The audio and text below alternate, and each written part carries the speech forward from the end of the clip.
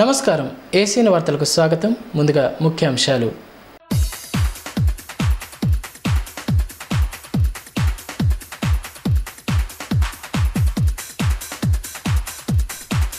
శివనామ స్మరణతో మార్మోగిన శైవ క్షేత్రాలు, ప్రత్యేక పూజలు, అన్నదాన కార్యక్రమాలతో సందడి. ఆలయాలను సందర్శించిన ఎమ్మెల్యే జోగురామన్న.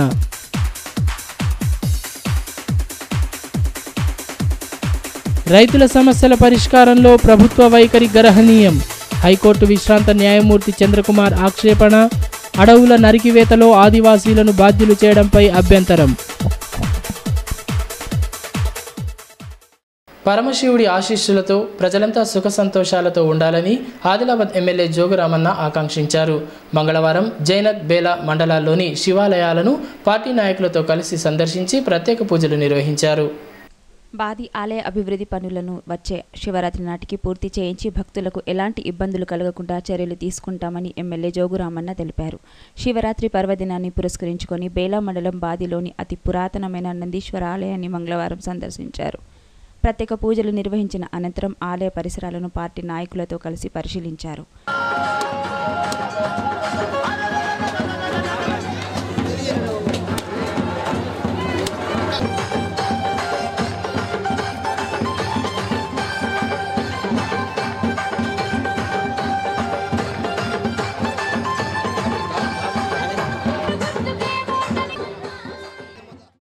ఈ సందర్భంగా ఎమ్మెల్యే మాట్లాడుతూ భక్తి భావాన్ని పెంపొందించుకోవడం ద్వారా సమాజంలోని రుగ్మతలు దూరమవుతాయని అన్నారు. ప్రభుత్వం ఆలయాల అభివృద్ధికి కట్టుబడి ఉందని, బాది ఆలయాన్ని అభివృద్ధి చేసేందుకు 10 లక్షల రూపాయల నిధులు మంజూరు చేయడం జరిగిందన్నారు. ఏ గ్రామానికి వెళ్ళినా, ఏ పల్లెకి వెళ్ళినా, ఏ గూడకి వెళ్ళినా, ఏ తాండాకి వెళ్ళినా, ఏ పట్టణంలో చూసినా కూడా మొత్తం మందిరాలన్నీ కూడా విరిసిల్లిపోతూ ఉన్నాయి. కాబట్టి ఇంకా ఇటువంటి భక్తి భావనతోటే ఆధ్యాత్మిక మార్గంలో మనం అందరం కూడా పోయితే తప్పకుండా ఈ మానవ జన్మ ధన్యంగా అవుతుంది. నిస్వార్థంతో, నీతి నిజాయితీతోటి, స్వార్థం లేకుండా ఒకరిపై ఒకరు ప్రేమ అభిమానంతో మనం అందరం పంచుకొని బతుకుంటే మంచిగా ఇంకా ప్రశాంతంగా ఉండడానికి అవకాశం ఉంటుంది. అందుకొరకే ఇలా బాది ఆలయంలో పెద్ద ఎత్తున ప్రజలందరూ భక్తులందరూ రావడం జరిగింది. బాది గ్రామం ఎప్పటి నుంచో పురాతన, నేను చిన్నప్పటి నుంచి కూడా చదువుకునే 6వ తరగతి నుంచి ఆ విద్యార్థి నుంచి ఈ రోజు వరకు కూడా ప్రతి సంవత్సరం రావడం జరుగుతుంది. ఇంకా ఈ ఆలయాన్ని ఇప్పటికే 10 లక్షలతో మంజూరు చేసుకొని టెండర్ కూడా అయింది. అది కూడా కట్టించి నెక్స్ట్ వచ్చే జాతరకు మాత్రం తప్పకుండా అటువంటి ఫంక్షన్ హాల్ నిర్మాణం చేస్తాం. ఆ బ్రిడ్జ్ కూడా మంజూరు అయిపోయి కొబ్బరికాయ కొట్టాం. ఆ బ్రిడ్జ్ కూడా నిర్మాణం అయిపోతుంది. రేపు ఇంకా బాది ఈ ఆలయాన్ని, నందీశ్వర ఆలయాన్ని తప్పకుండా అభివృద్ధి చేయడానికి ఎందుకంటే అవన్నీ కూడా అన్నీ మంజూరు చేసుకున్నాం, మంజూరు చేసుకొని ఉన్నాయి కాబట్టి అవన్నీ కూడా రాబోయే రోజులు నిర్మాణం జరుగుతాయి.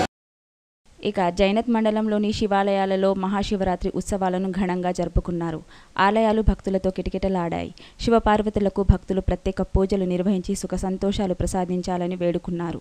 ఇదిలా ఉంటే ఎమ్మెల్యే జోగురామన్న మండలంలోని కోర్ట ఓంకారేశ్వరాలయం, జైనత్ బోరజ్ రామలింగేశ్వరాలయం, లక్ష్మీపూర్ మార్కండేయ ఆలయాలలో ప్రత్యేక పూజలు నిర్వహించారు. ఈ సందర్భంగా ఆలయ కమిటీల ఆధ్వర్యంలో ఎమ్మెల్యేలను శాల్వాతో సత్కరించారు. ఈ కార్యక్రమంలో గ్రంథాలయ చైర్మన్ మనోహర్, మాజీ market committee chairman R A Rajanna తదితరులు పాల్గొన్నారు.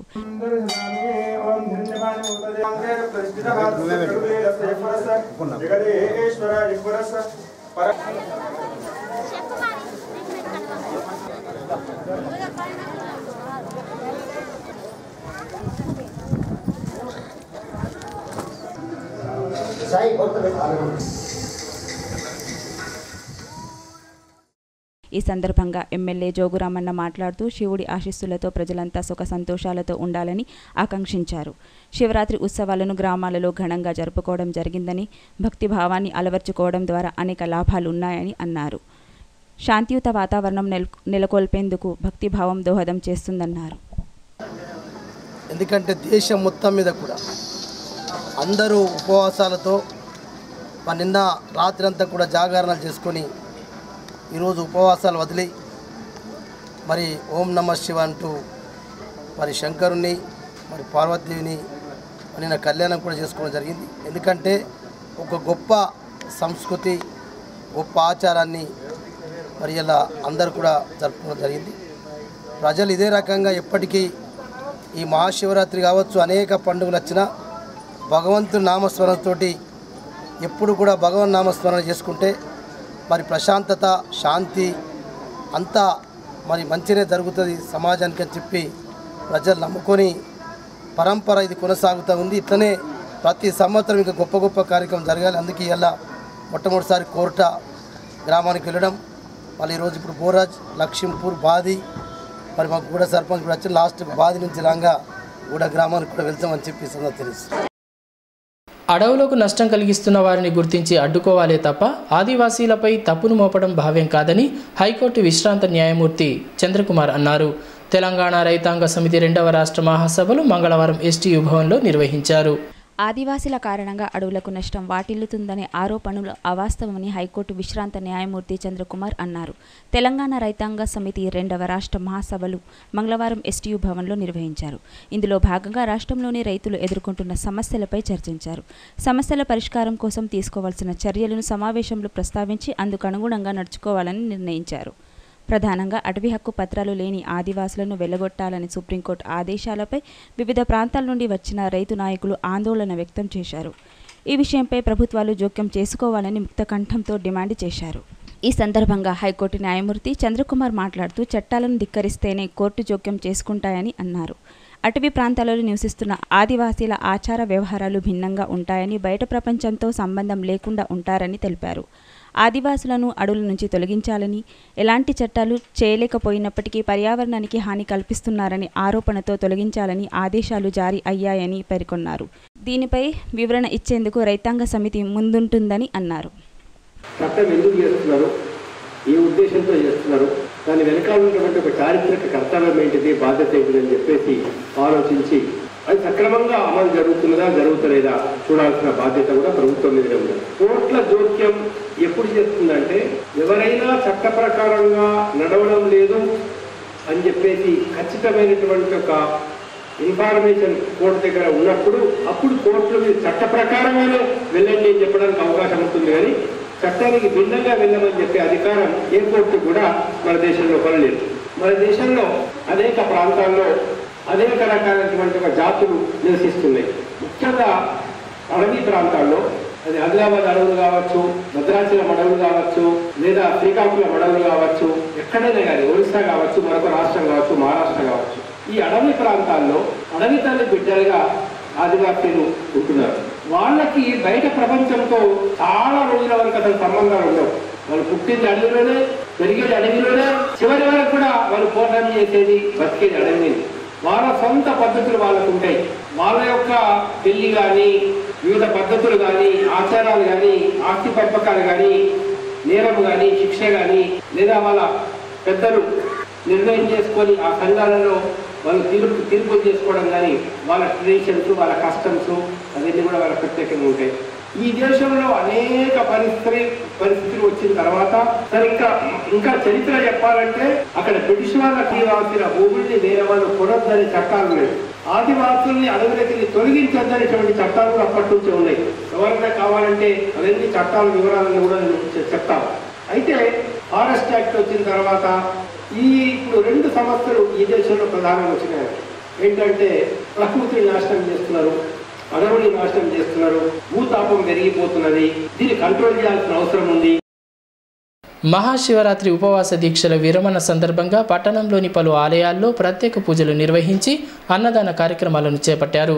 బ్రహ్మకుమారీస్ ఈశ్వరీయ విశ్వవిద్యాలయం ఆధ్వర్యంలో నిర్వహించిన కార్యక్రమానికి ఎమ్మెల్యే జోగురామన్న హాజరై ప్రత్యేక పూజలు నిర్వహించారు. మహాశివరాత్రి సందర్భంగా ఉపవాస దీక్షలు చేపట్టి జాగరణను అత్యంత భక్తి శ్రద్ధలతో చేపట్టిన భక్తులు మంగళవారం సైతం శివాలయాలను సందర్శించి ప్రత్యేక పూజలు నిర్వహించారు. పట్టణంలోని గంగపుత్ర శివాలయానికి భక్తులు పోటెత్తారు. ఆలయంలో ప్రత్యేక పూజలు, అర్చనలు, అభిషేకాలు నిర్వహించి భక్తి భావాన్ని చాటారు. అనంతరం ఆలయ కమిటీ ఆధ్వర్యంలో పెద్ద ఎత్తున అన్నదాన కార్యక్రమాలను నిర్వహించారు.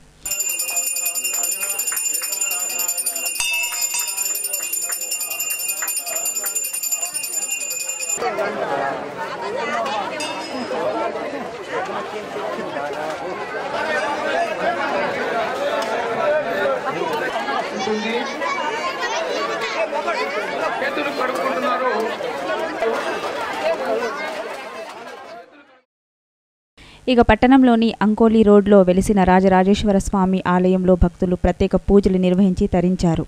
ఉపవాస దీక్షల విరమణలో భాగంగా స్వామివారిని దర్శించుకొని పూలు పత్రి సమర్పించి అభిషేకాలు నిర్వహించారు. ఉపవాస దీక్షల విరమణలో భాగంగా ఆలయ కమిటీ ఆధ్వర్యంలో అన్నదాన కార్యక్రమాన్ని చేపట్టారు.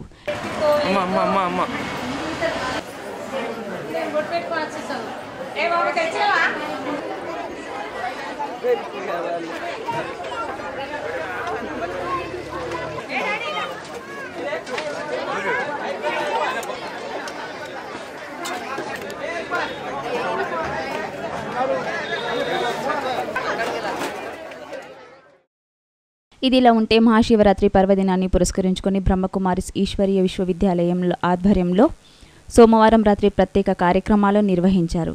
ఈ కార్యక్రమానికి ఎమ్మెల్యే జోగురామన్న హాజరై ప్రత్యేక పూజలు నిర్వహించారు. అనంతరం శివలింగాకృతిలో ఏర్పాటు చేసిన జ్యోతులను భక్తులతో కలిసి వెలిగించారు. ఇందులో భాగంగా కేంద్రం నిర్వాహకులు మహాశివరాత్రి విశిష్టతను వివరించారు.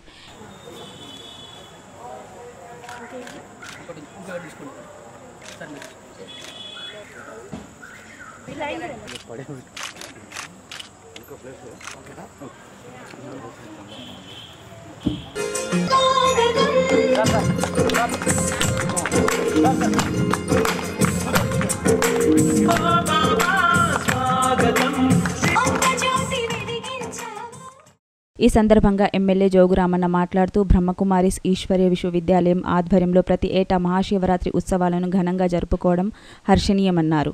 108 లింగాలతో ప్రదర్శనను ఏర్పాటు చేయడం, వాటి విశిష్టతను వివరించడం జరిగిందన్నారు. భక్తి భావాన్ని పెంపొందించేందుకు చేస్తున్న కృషి అభినందనీయమన్నారు. మహాశివరాత్రి పండుగ శుభాకాంక్షలు తెలియజేసుకుంటూ దేవతక్కయ్య చెప్పినట్టు ప్రతి ఒక్కరికి కూడా అంధకారంలో ఉన్నటువంటి ప్రపంచాన్ని, అంధకారంలో ఉన్నటువంటి మన మనస్సును మళ్ళీ ఈ దీపాల వెలుగుతోటి మనమందరం ఒక ప్రకాశవంతమైనటువంటి వాతావరణంలోకి, ప్రకాశవంతమైనటువంటి జీవితాన్ని గడపడానికి కొరకు మళ్ళీ శివరాత్రి సందర్భంగా దీపాల వెలిగింపు కార్యక్రమం ఇప్పుడే అక్కయ్య గారు చెప్పినట్టు చేసుకుంటాం. మరి ఈరోజు ఓం శాంతి మనం ఏదైతే ఆలయానికి వస్తున్నాం, వెళ్తున్నాం, ఎంత పెద్ద ఎత్తున అందరి సహకారంతో భవనాన్ని కూడా, ఆలయాన్ని కూడా నిర్మాణం చేసుకున్నాం. ఇది మన అందరి ఆలయం, ఇది మన అందరి ఇల్లు. అందుకొరకే ఇటువంటి ఇలా హిందూ సాంప్రదాయం ఉండొచ్చు, ముస్లిం కావచ్చు, సిక్, ఇసాయి ఎవరైనా అందరం చెప్పుకునేది మనం అందరం మంచి అలవాటు చేసుకుని చెడు అలవాట్లను దూరం చేసుకుంటూ అహంకారాన్ని, క్రోధాన్ని, స్వార్థాన్ని ఇవన్నిటినీ విడనాడి నాడే నిజమైనటువంటి ప్రశాంతత మనకు దొరుకుతుంది. నిజమైనటువంటి జీవితాన్ని మనం గడుపుతున్నామనేటటువంటి మన తృప్తి ఉన్నటువంటి జీవితం కావాలంటే అన్నీ మనం నిండినాయి. ఈ చెడు అలవాట్లు కానీ నేను చెప్పినటువంటి రకరకాల మనం మనస్తత్వాలతోటి అశాంతి అయినటువంటి జీవితాన్ని గడుపుతా ఉన్నాం. అందుకొరకే ఇలా ప్రశాంతమైన జీవనం గడపడానికి కొరకే ఇంత పెద్ద ఆలయాన్ని నిర్మాణం చేసుకున్నాం. ఇప్పుడు అక్కయ్య గారు చెప్పారు, నాకు అంత పెద్దగా అయితే ఆధ్యాత్మికంగా మీకంటే ఎక్కువ నాకు తెలిసి రాదు. కాబట్టి నాకు తెలిసే విషయం ఒకటే, మనం అందరం ఒకటే, అందరికీ సేవాభావం రావాలి. ఇది మన భారత జాతి, ఈ జాతి అంతా కూడా ఒకటే. ఈ జాతి అందరికి ఒకరికొకరం ప్రేమతోటి, అనురాగంతో ప్రతి ఒక్కదాన్ని పంచుకుంటే తప్పకుండా మన ప్రశాంతమైన జీవితాన్ని గడుపుకోవడానికి అవకాశం ఉంటుందని చెప్పి నేను ఈ సందర్భంగా తెలియజేసుకుంటూ సెలవు తీసుకున్నాను. ఓం శాంతి. పట్టణంతో పాటు పల్లెల్లోనూ మహాశివరాత్రి ఉపవాస దీక్షల విరమణ కార్యక్రమం సందర్భంగా ప్రత్యేక పూజలు, అన్నదాన కార్యక్రమాలను చేపట్టారు. శివపార్వతుల కళ్యాణం, శోభాయాత్రలు నేత్రపర్వంగా నిర్వహించారు. పట్టణంతో పాటు పల్లెల్లోనూ మహాశివరాత్రి ఉత్సవాలను మంగళవారం సైతం ఘనంగా జరుపుకున్నారు. ఆలయాలలో ప్రత్యేక పూజలు నిర్వహించిన అనంతరం ఉపవాస దీక్షలను విరమించి సుఖ సంతోషాలు ప్రసాదించాలని వేడుకున్నారు. తాంసి మండలం పొన్నారి గ్రామంలోని లక్ష్మీ నరసింహస్వామి ఆలయంలో శివపార్వతుల కళ్యాణాన్ని నేత్రపర్వంగా నిర్వహించారు. అనంతరం గ్రామ ప్రధాన వీధుల్లో శివపార్వతుల విగ్రహాలతో శోభయాత్రను చేపట్టారు. మహిళలు మంగళహారతులతో శోభయాత్రల్లో పాల్గొనగా గ్రామస్తులు డప్పు వాయిద్యాల నడుమ నృత్యాలు చేస్తూ భక్తి పార్వశులయ్యారు.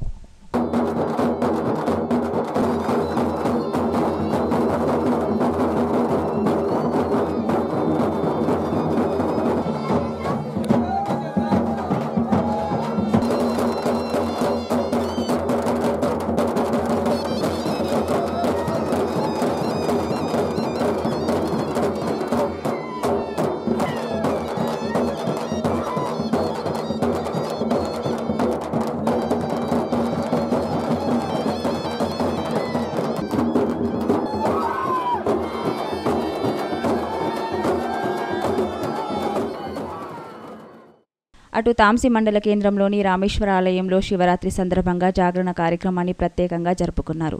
శివుడికి అభిషేకం నిర్వహించిన అనంతరం అయ్యప్ప స్వామి పడిపూజను శాస్త్రోక్తంగా నిర్వహించారు. భజన గీతాలను ఆలపిస్తూ శివస్మరణ చేస్తూ భక్తులు జాగరణలో పాల్గొన్నారు.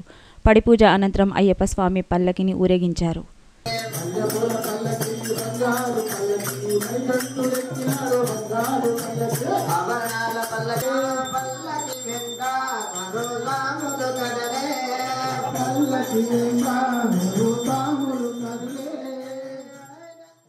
ఇక తాంసి మండలం వడ్డాడికి స్వయంభూ లక్ష్మీ నరసింహస్వామి జాతర ముగిసింది.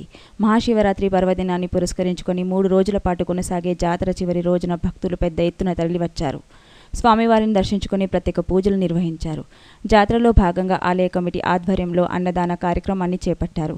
ఇది ఇలా ఉంటే సాయంత్రం నరసింహస్వామి రథోత్సవాన్ని ఘనంగా నిర్వహించారు.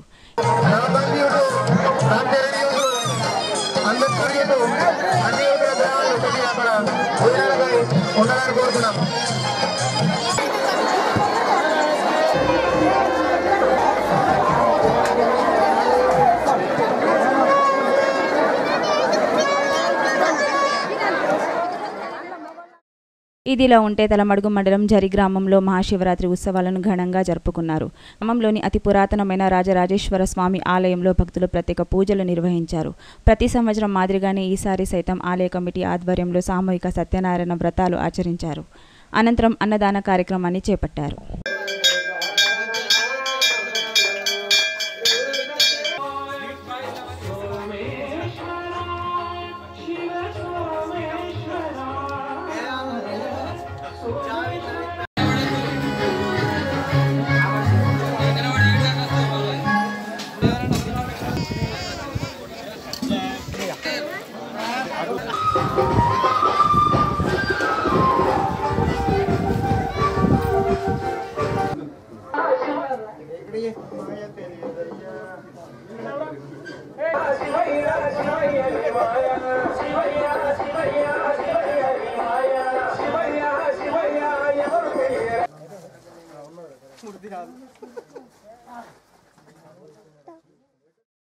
రైతు సమస్యల పరిష్కారంపై కేంద్ర రాష్ట్ర ప్రభుత్వాలు ఎలాంటి చర్యలు చేపట్టకపోవడం శోచనీయమని హైకోర్టు విశ్రాంత న్యాయమూర్తి చంద్రకుమార్ అన్నారు. మంగళవారం ఆర్ఎండ్బి విశ్రాంతి భవనంలో ఏర్పాటు చేసిన మీడియా సమావేశంలో ఆయన మాట్లాడారు.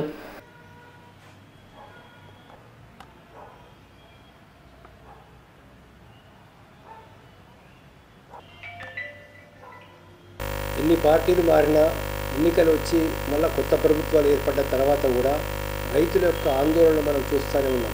మార్కెట్లో కావచ్చు, బయట కావచ్చు, రాష్ట్రం మొత్తం మీద అనేక ప్రాంతాల్లో రైతులు ఆందోళన చేస్తున్నారు. దీనికి ప్రధానమైన కారణం ఏంటి అని కేంద్రంలో అధికారం ఉన్న వాళ్ళు కానీ, రాష్ట్రంలో అధికారం ఉన్న వాళ్ళు కానీ ఆలోచించడం లేదు. రైతులు ఎందుకు ఆందోళన చేస్తున్నారు, రైతులకు ఎందుకు గిట్టుబాటు ధర దొరుకుతలేదు, వ్యవసాయం ఎందుకు లాభసాటిగా ఉండలేదు, రైతులు ఎందుకు నష్టపోతున్నారు, ఏం చేయాలి మనం అనే విషయం లోపల ప్రభుత్వం ఆలోచిస్తలేదు. ఇవాళ అంటే తాత్కాలికంగా రైతులకు ప్రయోజనం చేకూర్చేటటువంటి కొన్ని పనులు చేసినప్పటికీ ఎకరానికి 4,000 ఇవ్వడము, లేకపోతే మోడీ ప్రభుత్వం కూడా ఒక్కొక్క రైతుకు ఎకరానికి 3,000, 2,000 ఇవ్వడము, ఇలాంటి తాత్కాలికమైనటువంటి ఉపశమనం వల్ల కొంతవరకే లాభం చేకూర్చుతుంది. కానీ మూలంగా సమస్య పరిష్కారం కాదు. మూలంగా సమస్య పరిష్కారం కావాలంటే ఒక రైతు వ్యవసాయం మీద ఎంత పెట్టుబడి పెడుతున్నారు, ఆయన కుటుంబ శ్రమను కలుపుకుంటే ఒక పంట పండించడానికి ఒక క్వింటాల్ పత్తికి కావచ్చు, జొన్నలకు కావచ్చు, మిర్చికి కావచ్చు, కందులకు కావచ్చు, ఏ పంటకైనా కావచ్చు ఎంత ఖర్చు వస్తున్నది, దాని మీద ఏ రేటు రైతు కనుక ఇచ్చినట్లయితే రైతు ఆనందంగా నవ్వుకుంటూ మార్కెట్కి వెళ్ళి ఇంటికి వెళ్ళగలుగుతాడు, అప్పులు లేకుండా ఉండగలుగుతాడు అనేది ప్రధానమైన సమస్య. రైతుకు గిట్టుబాటు ధర ఇవ్వకుండా ప్రభుత్వం సీసీఐ ద్వారా కానీ, మార్కెట్ ద్వారా కానీ, లేక ఇంకా ఏ సంస్థ పేరు మీదైనా కానీ ప్రభుత్వాలు కొనుగోలు చేయడానికి మార్కెట్లోకి రంగంలో దిగకుండా వ్యాపారస్తుల దళారుల యొక్క వాళ్ళ ఇష్టానికరంగా వదిలిపెట్టినట్లయితే రైతుల్ని ఆదుకోవడం చాలా కష్టమైపోతుంది. వ్యవసాయం పూర్తిగా దెబ్బతింటుంది. భవిష్యత్తులో ఆహార ధాన్యాలు కూడా కొరత ఏర్పడుతుంది. విదేశాలకు వెళ్ళి మొత్తం దిగుమతి చేసుకోవాల్సిన పరిస్థితి ఏర్పడుతుంది. ఈ ప్రమాదాన్ని ప్రభుత్వాలు గుర్తించి రైతులకు గిట్టుబాటు ధర ఇవ్వాలా, ప్రభుత్వమే కొనుగోలు చేయాలని చెప్పేసి డిమాండ్ చేస్తాం. వైరాగ్య గాడ్గే 130వ జయంతి వేడుకలను మంగళవారం బేలా మండల కేంద్రంలో ఘనంగా జరుపుకున్నారు. ఆయన విగ్రహానికి పూలమాలలు వేసి నివాళులు అర్పించారు. పరిసరాల పరిశుభ్రత పాటించేందుకు ప్రతి ఒక్కరూ ముందుకు రావాలని టీఆర్ఎస్ మండల అధ్యక్షులు దేవన్న పిలుపునిచ్చారు. మంగళవారం బేలా మండలం కేంద్రంలో రజక సంఘం ఆధ్వర్యంలో గాడ్గేబాబా 130 జయంతిని ఘనంగా జరుపుకున్నారు. గాడ్గేబాబా విగ్రహానికి పూలమాలలేసి ఘనంగా నివాళులర్పించారు. ఆయన ఆశయ సాధన కోసం పాటుపడతామని ప్రతినాబునారు. బేలా సర్పంచ్ ఇంద్రశేఖర్, ఎంపీటీసీ సంజయ్ నిపుంగే, మాజీ సర్పంచ్ మస్కే తేజ్రావు తదితరులు పాల్గొన్నారు. बोलो गाडगे महाराज की, बोलो गाडगे महाराज की। आज 143वी जयंती ఈ సందర్భంగా దేవన్న మాట్లాడుతూ వైరాగ్య గాడ్గే బాబా గ్రామాలలో స్వచ్ఛత కార్యక్రమాలను చేపట్టి ప్రజలను చైతన్యవంతులుగా తీర్చిదిద్దారని అన్నారు. ఆయన చెప్పిన విధంగానే ప్రభుత్వం అనేక కార్యక్రమాలను చేపట్టి ముందుకెళ్తుందన్నారు. గాడ్గే బాబా ఆశయాల సాధన కోసం ప్రతి ఒక్కరూ పాటుపడాలని పిలుపునిచ్చారు. 143वी जयंती श्री गाडगे महाराजांची बेल्यात साजरी करण्यात येत आहे. वैराग्य देवता गाडगे महाराज आपल्याला पुष्कळ काही शिकावसाठी दाखवून गेले. त्यांच्या मार्गावर चालून जे गावातील कोणतेही ते महाराज गावाच्या विकासासाठी असू द्या, गोरगरिबांच्या सुखदुःखात जे ज्यांना कोणीच नव्हते तशा लोकांच्या मदतीसाठी अर्ध्या रात्री उभे राहून गोरगरिबांची सेवा करणारे श्री गाडगेजी महाराज. आणि गावाचा विकास म्हणजे स्वच्छता असू द्या, झाडं लावून असू द्या. आज जे गव्हर्नमेंट आज घेत आहे स्वच्छतेविषयी गाडगे महाराजांनी दाखवलेलं हे मार्ग आहे. त्यासाठी मी आमच्या सगळ्याच लोकांना एक विनंती करावं असं वाटते. गाडगे महाराजांनी जे दाखवलं आपल्याला त्याच मार्गावर चालून आपल्या गावाचा विकास आणि करावा आणि आपलं भविष्य पण उज्ज्वल करून घ्यावं म्हणून ह्या सगळ्यांनाच गावकऱ्यांना मी विनंती करतो. ప్రభుత్వ వాహన డ్రైవర్ల సంఘం జిల్లా అధ్యక్షులుగా సబ్దార్ అలీ మరో 6 నెలల పాటు కొనసాగుతారని సంఘం రాష్ట్ర అధ్యక్షులు జహంగీర్ అలీ తెలిపారు. మంగళవారం స్థానికంగా ఏర్పాటు చేసిన మీడియా సమావేశంలో సంఘం నాయకులతో కలిసి మాట్లాడారు.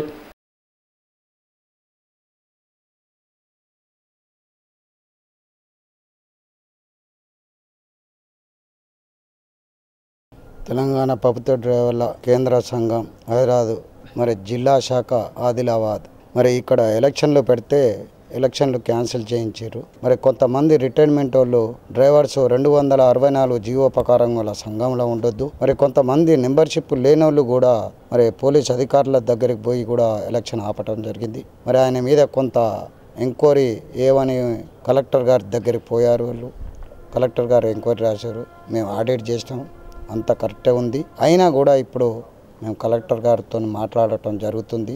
ఈ మెంబర్షిప్ లేని డ్రైవర్స్ మాత్రం రిటైర్మెంట్ డ్రైవర్స్ మాత్రం ఎలాంటి లెటర్ ఇచ్చినా అధికారులు మాత్రం వాళ్ళ ఆర్డర్ని మొబైల్ చేయకూడదు దాన్ని. కాబట్టి ఎలక్షన్ అయిపోయే వరకు మళ్ళా 6 నెలలు అధ్యక్షునిగా సబ్దార్ అలీనే కొనసాగిస్తున్నాం. ఆ రిటైర్మెంట్ డ్రైవర్లది ఏదన్నా ఉంటే మేము మాట్లాడి సాల్వ్ చేయగలుగుతాం. ఇప్పుడు అదే పని మీద మేము కలెక్టర్ గారికి కలవటం జరుగుతుంది. దాని మీద మేము ఆదిలాబాద్ రావటం జరిగింది. ఈ నెల 24వ తేదీన నిర్వహించతలపెట్టిన చలో హైదరాబాద్ మాదిగల శంఖారావం కార్యక్రమాన్ని విజయవంతం చేయాలని ఎంఆర్పీఎస్ జిల్లా అధ్యక్షులు మల్యాల మనోజ్ కుమార్ కోరారు. మంగళవారం అంబేద్కర్ భవన్లో శంఖారావం పోస్టర్లను సంఘం నాయకులతో కలిసి విడుదల చేశారు.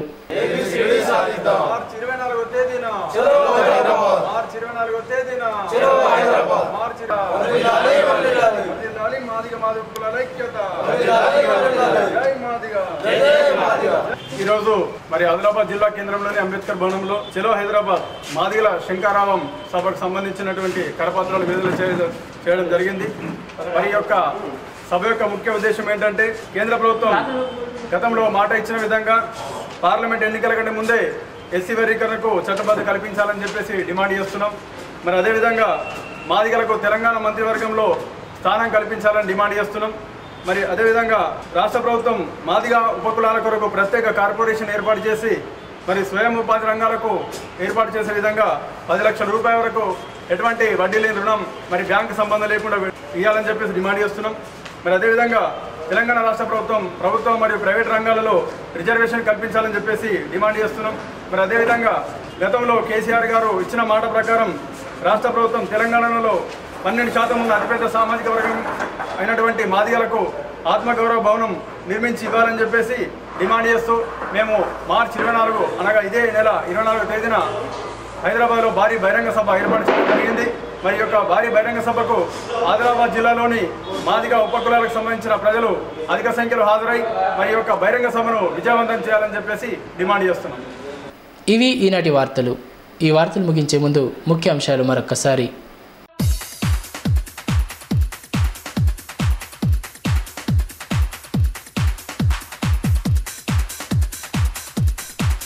శివనామస్మరణతో మార్మోగిన శైవ క్షేత్రాలు, ప్రత్యేక పూజలు, అన్నదాన కార్యక్రమాలతో సందడి, ఆలయాలను సందర్శించిన ఎమ్మెల్యే జోగురామన్న.